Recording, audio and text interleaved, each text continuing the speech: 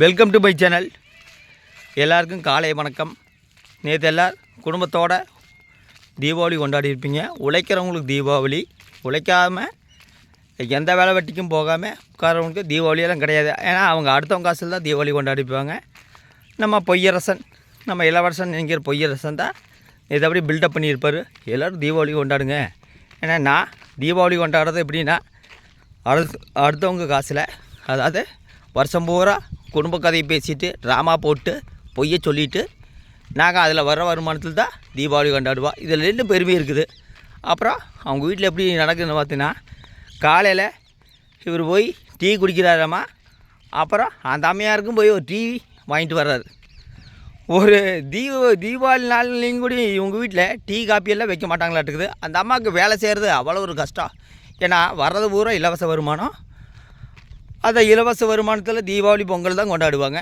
இவர் எந்த இடத்துல உழைச்சிக்கிறான்னு கேட்டால் எங்கேயும் உழைக்க மாட்டார். அவர் பெருமையாக பேசுவார். நான் இப்போ குடிக்கிறது இல்லைங்க, என்ன மாதிரி ஒரு நல்லவரை நீங்கள் எங்கேயுமே பார்க்க முடியாது. ஆனால் இவர் ஒழுக்கத்துக்கும் இவருக்கும் சம்மந்தமே கிடையாது. நான் ஆல்ரெடி சொல்லியிருப்பேன், அக்காவாயிங்கிற ஒரு கேரக்டர் இருக்குது. அந்த கேரக்டரை பற்றி வாயை திறக்க மாட்டாங்க. அந்த கேரக்டர் என்னங்கிறது உங்களுக்கே தெரியும்.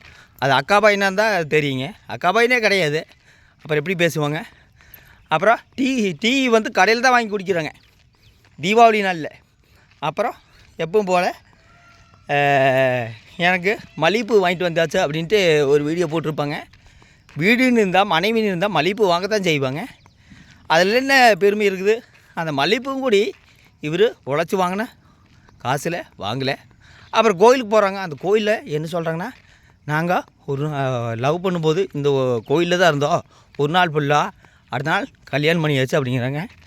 இது அங்கே அக்கா பையனுக்கு அந்த அக்காவுக்கும் தெரியுமா தெரியாது. அந்த அக்கா பையங்கிறது யாருமே இது வரைக்கும் வாயை திறந்து பேச மாட்டேங்கிறீங்க. அது எல்லாமே நல்லா தெரியும். மொத்தத்தில் ஒரு தீபாவளினா என்ன பண்ணுவாங்க தெரியுங்களா? ஒரு குடும்பத்தில் சந்தோஷமாக பட்டாசு வெடித்து இதை பற்றி வீடியோ போடுவாங்க. ஆமாம், இவங்க குடும்பத்தில் ஒருத்தர் தான் தீபாவளி மாதிரி. அப்புறம் இளவரசன் சொல்லிட்டு இருப்பார். அப்புறம் தீபாவளி நாளில் என்ன வீடியோ போட்டுக்கிறாருன்னா, அவர் ஃப்ரெண்டு குடிக்கிறாராம்மா, இவர் அவங்க உட்காந்து பார்க்குறாராம்மா. எத்தனை ஆண்கள் பெண்கள் இந்த வீடியோ பார்த்துருப்பாங்க? யாராச்சும் கேட்டாங்களா இவங்க ஃப்ரெண்டு குடிக்கிறது வீடியோ போடுறது? யாரோ கேட்டாங்களா? நம்ம இளவரசன் போடுவாருங்க. ஏன்னா அவர் தான் புத்தராக மாறிட்டாருங்க. மகாத்மா காந்தியடிகள் மாதிரி இவர் வாசகம் பேசுகிறாருங்க. நாளையிலேருந்து எனக்கு நல்ல வாழ்க்கை அமையுது.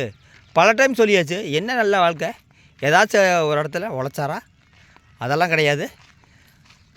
அதாவது வருஷம் பூரா அவங்க குடும்பத்து கதையை பேசி, அப்புறம் கணவன் மனைவி சண்டை பிடிச்சிட்டு பொய்யை பேசிட்டு பித்தலாட்டம் போட்டு, இதுதான் அவங்க சேனல். கேட்டால் ரியாலிட்டி சேனல். இவரோட ஒழுக்க செயல்பாடு நீங்கள் எடுத்துட்டிங்கன்னா, ஒரு வருடம் ஒழுக்க செயல்பாடு எடுத்துட்டிங்கன்னா ஒன்றுமே நீங்கள் சொல்ல முடியாது. இவரெல்லாம் தத்துவம் பேசலாமான்னு கேட்டால் இவர் பேசுவார்.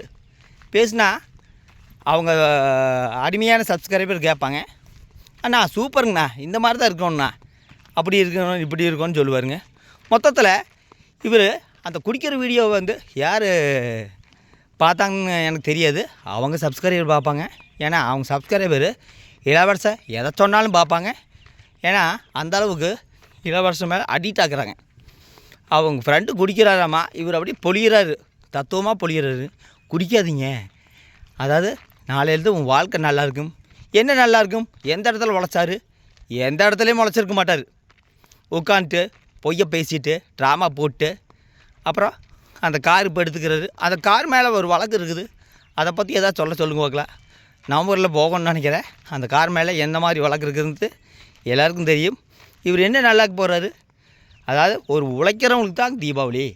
உழைக்காமல் உட்காந்துட்டு மக்கள்கிட்ட குடும்ப கதையை பேசிட்டு, இவங்க குடும்ப கதையை யாராவது கேட்டாங்கன்னு கேட்டால் யாரும் கேட்டுருக்க மாட்டாங்க. அப்படி போட்டால் தான் இவங்களுக்கு வருமானம் வரும்.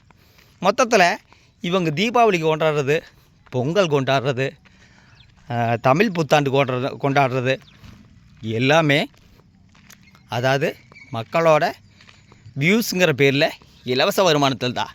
இதில் பெருமைப்படுறதுக்கு ஒன்றுமே கிடையாது. உழைச்சாத்தான் அதனோட அருமை தெரியும். இவங்களுக்கு அந்த உழைப்பு தெரியாது. அப்புறம் தீபாவளி நாள்லேயும் போய் சாப்பாட்டை பற்றி தான் பேசுகிறாங்க. பொங்கச்சோறு இங்கச்சோறுன்னு பேசிகிட்டு இருக்கிறாங்க. தீபாவளி நாள்லையும் கூட அந்த சாப்பாடை பற்றி பேசாமல் இருக்கலாமே. அப்படி பேசினாத்தான் இவங்களுக்கெல்லாம் வருமானம் வரும். வாயை பழத்துட்டு பார்ப்பாங்க. என்ன பொங்கச்சோறு கிடச்சிச்சா, கோயில் இருந்தால் பொங்கச்சோறு கொடுக்க தான் செய்வாங்க. என்ன இதில் பெருமை இருக்குது, அதிசயம் இருக்குது. மொத்தத்தில் நம்ம இளவரசனுக்கு ஒழுக்கங்கிறது என்னமே கிடையாது. அது ஆல்ரெடி நான் சொல்லியிருப்பேன். அக்காவாயங்கிற கேரக்டரு, அந்த அக்காவாயனுக்கு ஒரு ஸ்வீட்டு வாங்கி கொடுத்தாங்களா, அந்த அக்காவாயனுக்கு ஒரு ட்ரெஸ் வாங்கி கொடுத்தாங்களா, அப்புறம் இவங்க லவ்வை பற்றி பேசுகிறாங்க. எத்தனை லவ்வுன்னு எனக்கு தெரியல. மொத்தத்தில் இளவரசன் பேசுகிறதெல்லாம் பொய்ன்னு தான் நான் சொல்லுவேன். அது உண்மை சொல்லணுன்னா அந்த அக்காவாயின் கேரக்டரை பற்றி சொல்லுவாங்களா, அது வாய் திறந்து சொல்ல மாட்டார். என்ன காரணம்னா சொன்னால் அவங்க சப்ஸ்கிரைபர் அண்ணா நீங்களே இப்படி பண்ணீங்க, எல்லாருக்குமே தெரியும். காயத்ரி அம்மையாருக்கு முழுக்க தெரியும். அந்த அம்மாவுக்கு நல்லா யூடியூப் வருமானம், பணம், ஆடம்பரமான வாழ்க்கை அதெல்லாம் கிடைக்கும்னா இதை பற்றி பேச மாட்டாங்க. இதை பற்றி பேசினா அவங்க குடும்பத்தில் சண்டை வரும். இது நான் சொல்லிங்க, பல சப்ஸ்கிரைபர் கமெண்ட் பண்ணியிருப்பாங்க. அவங்க அக்கா பையனா எதாங்கிறது எனக்கு தெரியல. ஆனால் தெரிஞ்சவங்களுக்கு நல்லா தெரியும். ஆனால் இளவரசனுக்கு நல்லா தெரியும். மொத்தத்தில் இளவரசன் எந்த இடத்துலையுமே உண்மை பேச மாட்டார், பொய்யத்தான் பேசுவார். யூடியூப்பில் ஒரு சில விஷயத்தை பேசுவார், தத்துவமாக பொழிவார். எல்லோரும் நல்லா இருக்கணுங்க. ஆனால் நாங்கள் உழைக்க மாட்டோங்க. நாங்கள் எப்பவுமே உழைக்க மாட்டோம். நாங்கள் அடுத்தவங்க காசில் வாழ்ந்துட்டு ஜாலியாக ஆடம்பரமான வாழ்க்கை. எங்களுக்கு உழைப்பை பற்றி நாங்கள் பேச மாட்டோம். அடுத்தவங்க உழைக்கிறதே இவர் பெருமையாக பேசுவார். இவர் நேர்மையானவரான்னு கேட்டால் இவர் நேர்மையானவர் இவர் சொல்லுவார். அடுத்தவங்க இவரை ஒரு காலத்தில் நேர்மையானவர் சொல்ல மாட்டாங்க. என்ன காரணம்னா அடுத்தவங்களை கண்டபடியே திட்டிட்டு லைவ் வீடியோவில் கெட்ட வார்த்தை வச்சுட்டு இதெல்லாம் பேசிட்டு இவர் தத்துவமாக பொழிகிறார். அந்த தத்துவத்தை அவங்க சப்ஸ்கிரைபர் வேணால் கேட்பாங்க, மித்தவங்க கேட்டு ரசிக்க மாட்டாங்க. என்ன காரணம்னா இவர் தீபாவளி பொங்கலெல்லாம் கொண்டாடுறது சொந்த காசுலெல்லாம் கொண்டாட மாட்டாங்க.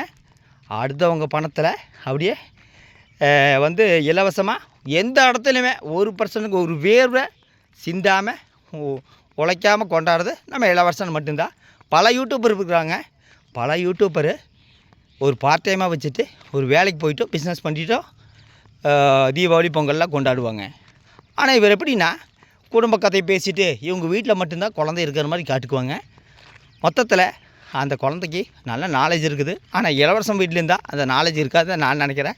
ஏன்னா இவங்க கணவன் மனைவி பொய்யை பேசிட்டு சட்டையை பிடிச்சிட்டு ட்ராமா போட்டு கேட்டால் ரியாலிட்டி சேனல் சொல்லுவாங்க. எந்த ரியாலிட்டி சேனல்லைங்க இப்படி லைவ் வீடியோவில் சட்டை பிடிக்கிறாங்க? எந்த ரியாலிட்டி சேனல்லையும் கிடையாது. இளவரசன் எந்த இடத்துலையுமே ஒழுக்கமில்லாதவன் சொல்லுவேன்.